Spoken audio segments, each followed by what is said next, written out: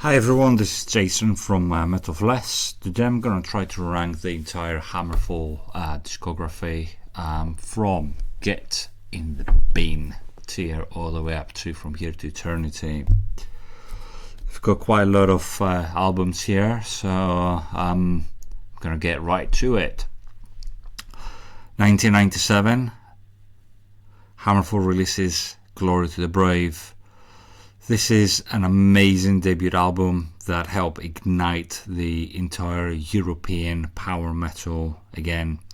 This album uses traditional influences such as Judas Priest, Iced Earth, Accept and Manowar, and those influences are met with uplifting choruses, heroic melodies, and the production is slightly raw, but it just creates a whole mystery behind all the songs. This album from start to finish is an amazing album. It's one of the few albums I can just listen it throughout its entirety without skipping a song. For me, the highlights here will be The Dragon Lies Bleeding and Still Meets Still. For me, this is a From Here to Eternity. A year later, we've got Legacy of Kings. How do you follow up an instant classic by releasing a different classic straight away? This album contains anthemic choruses that dominates the whole band sound, and the whole album is like epic from start to finish. We've got slightly more polished production than the debut album, and it's a direct continuation. They just continued what they did on the first album.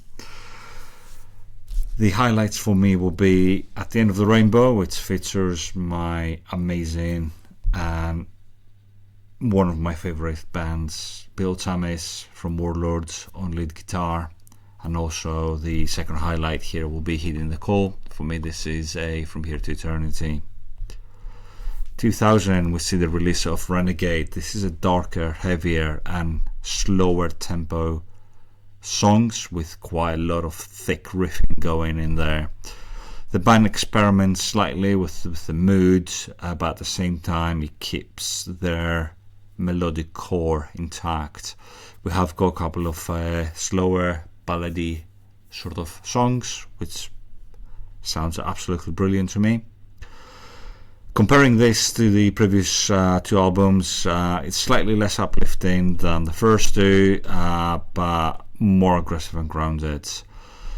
Highlights will be The Way of the Warrior and Templars of Steel. For me, this is a solid A tier. 2002, we see Crimson Thunder, a refined HammerFall sound, huge choruses, polished production, and arena-ready power metal. This is extremely accessible to the fan base and to the whole heavy metal communion. It's more streamlined and commercial than Renegade, but at the same time the band sort of played it safe here. They didn't reinvent the wheel or anything like that. Highlights will be The Unforgiven, Blade and Riders of the Storm. For me, this comes up to an A tier. 2005, we see the release of Chapter V.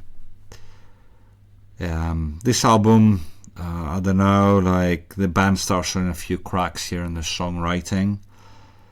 As overall, the album contains heavy riffs, darker tones with slightly more complex arrangements.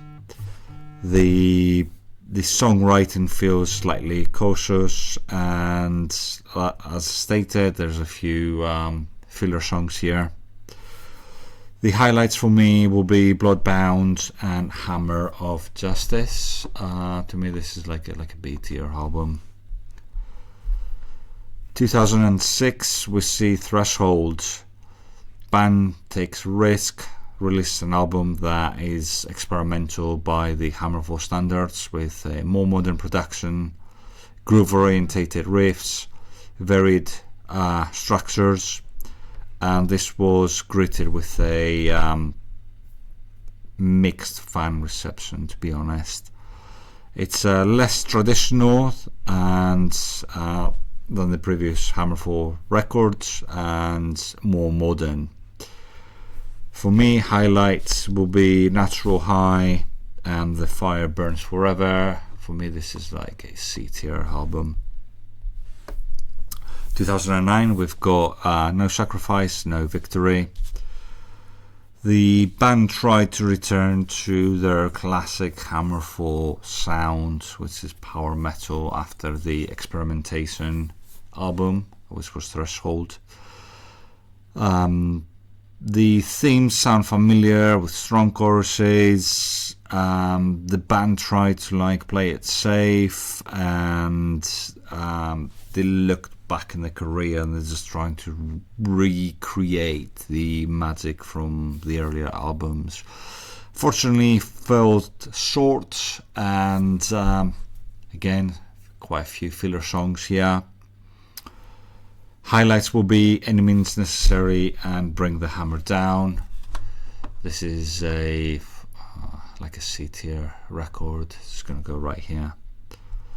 2011, we've got Infected.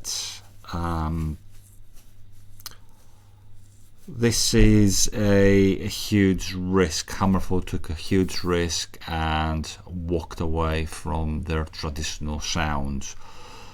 To me, this album feels like a concept-driven album inspired by horror and apocalyptic themes. The whole atmosphere is quite dark with modernized sounds, and as I stated earlier, a huge stylistic shift in their sounds. It's the most experimental HammerFall has ever been. It's extremely uneven, loads of filler songs. You skip loads of songs through this album. Highlights will be Bang Your Head or BY8 and 666, The Enemy Within. For me, this is a get in the bin.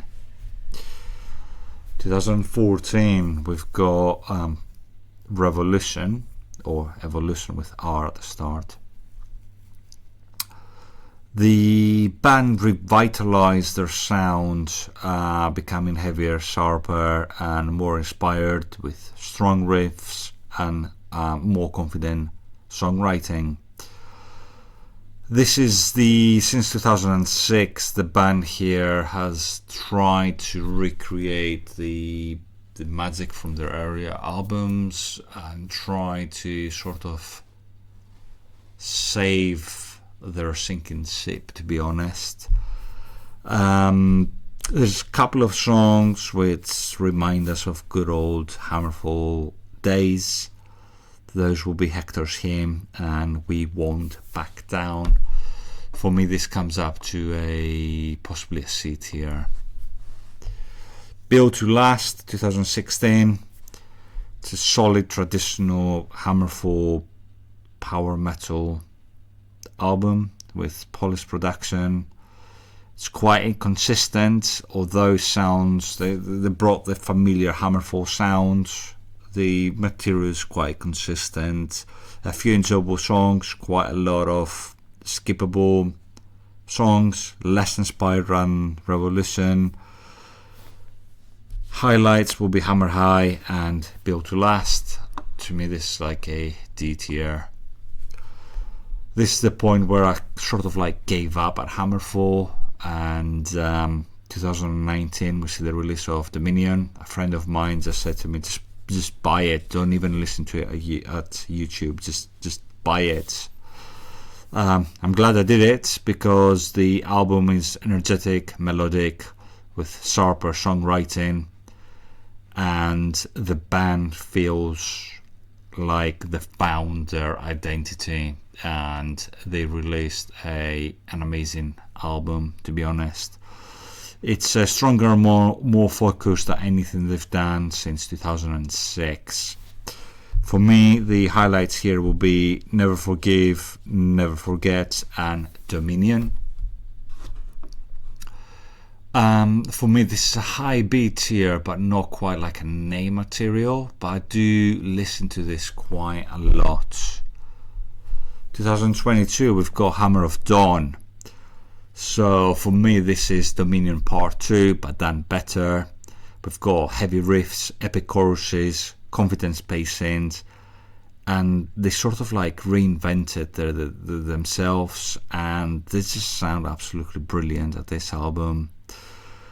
So as I stated, they just took the formula from Dominion and they just perfected it. I do revisit this album quite a lot. Highlights will be Hammer of Dawn and Brotherhood for me. This is an A-tier album. And then finally we've got 2024, we've got Avenged the Fallen. This album follows what the band did on the previous two releases, Dominion and Hammer of Dawn. The material is slightly uneven. They still tried like the big choruses and the melody, the melodic passages, and they just try to recreate and recapture the what they did in Crimson Thunder with commercial sound. The aim for that obviously didn't quite work out. Highlights will be Hail to the King and End Justifies. For me this will come to a C tier. So there you have it, the entire HammerFall discography from Get in the Bin all the way up to From Here to Eternity. I hope you enjoyed this ranking. Until the next one, stay metal.